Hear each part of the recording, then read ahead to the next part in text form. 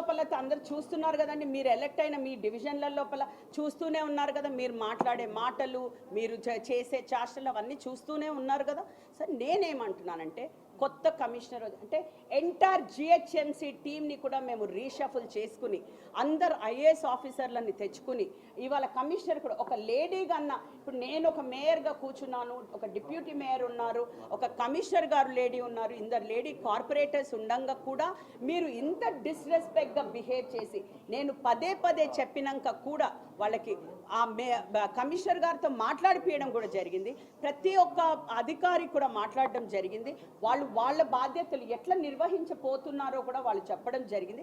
In spite of all this అదే పదే పదే రావడం, రిజైన్ చేయండి, అభివృద్ధి పనుల పైన కాన్సన్ట్రేట్ చేయట్లేదు అనడం ఏంటంటే అంటే మరి ఈ గత 10 ఏళ్ల నుంచి మరి ఇవన్నీ చూపిలి ఇప్పుడే జ్ఞాపకం వస్తుందా? ఎప్పుడైతే మేయర్ ఒక పార్టీ నుంచి ఇంకొక పార్టీ పోయింది ఇప్పుడు జ్ఞాపకం వస్తుందా మీకు? సో ఎక్కడున్నా సరే ఒక మేయర్ బాధ్యత ఏంటి, ఒక మేయర్ బాధ్యత ఏంటి?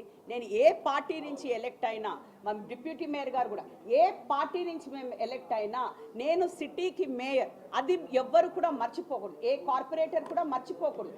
ఎందుకంటే బేసికలీ ఎవ్రీ కార్పొరేటర్ నేను చెప్పినట్టు నేను ఒక కార్పొరేటర్గా పనిచేసాను కాబట్టి నాకు తెలుసు, నేను పార్టీల అతీతంగా ఏ కార్పొరేటర్ వచ్చినా సరే మేము వాళ్ళ పనులు మాకు అడిగి శాంక్షన్స్ అడిగితే వాళ్ళందరికీ కూడా ఇవ్వడం జరిగింది. ఎక్కడా కూడా నేను నో అనలేదు.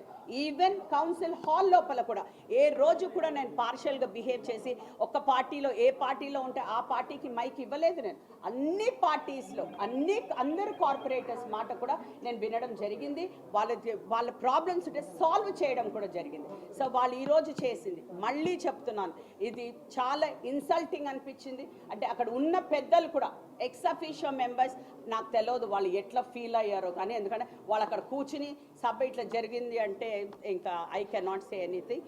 బట్ ఇట్లాంటిది ఇంకా కంటిన్యూ కాకూడదు.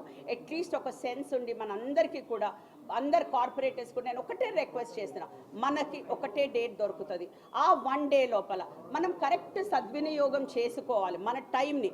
ఈరోజు ఎంత లాస్ అండి, వెళ్ళి ఇప్పుడు మీరే మాట్లాడతారు ట్యాక్స్ వాళ్ళు పే చేయట్లేదు, ఇది మా ట్యాక్స్ మాకు రావట్లేదు, ఇది అంత ప్రజాధనంని మీరు ఇది చేసేస్తున్నారు అని మాట్లాడతారు. మరి ఈరోజు మీరేం చేసిండ్రు, కార్పొరేటర్లు మీరేం చేసిండ్రు?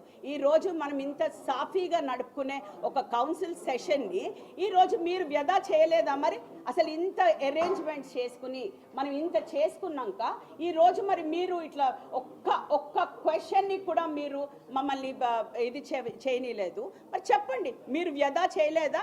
కార్పొరేషన్ పైసల్ని మీరు వ్యధా చేయలేదా ఈరోజు? అదే నేను కార్పొరేటర్స్ని అడుగుతున్నాను, అందరిది ఒకటే. సో నెక్స్ట్ టైం అందరినీ రిక్వెస్ట్ చేసేది ఏంటంటే తప్పకుండా చర్చిద్దాం, కానీ ఒక పద్ధతి ఉంటుంది.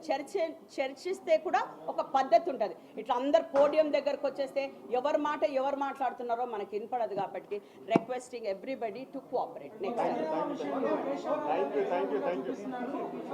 ఓకే, ఇప్పుడు అదే కేకే గారిది ఈజ్ టోటలీ డిఫరెంట్. లోక్సభ మాట్లాడుతున్నారు మీరు, మరి ఇక్కడ ఇది వాట్ డూ యూ కాల్ ఈ ఎమ్మెల్యేస్ది అసెంబ్లీ శాసన మండలి కానివ్వండి, శాసన సభ కానివ్వండి, అది totally a different defection bill. అది కార్పొరేషన్కి వర్తించదు. ప్లీజ్ అవన్నీ కూడా నేను ఏమంటున్నానంటే మీరు ఇవన్నీ కూడా మా రూల్ బుక్ లోపల చదువుకుని ప్లీజ్ మీరు రావాలి.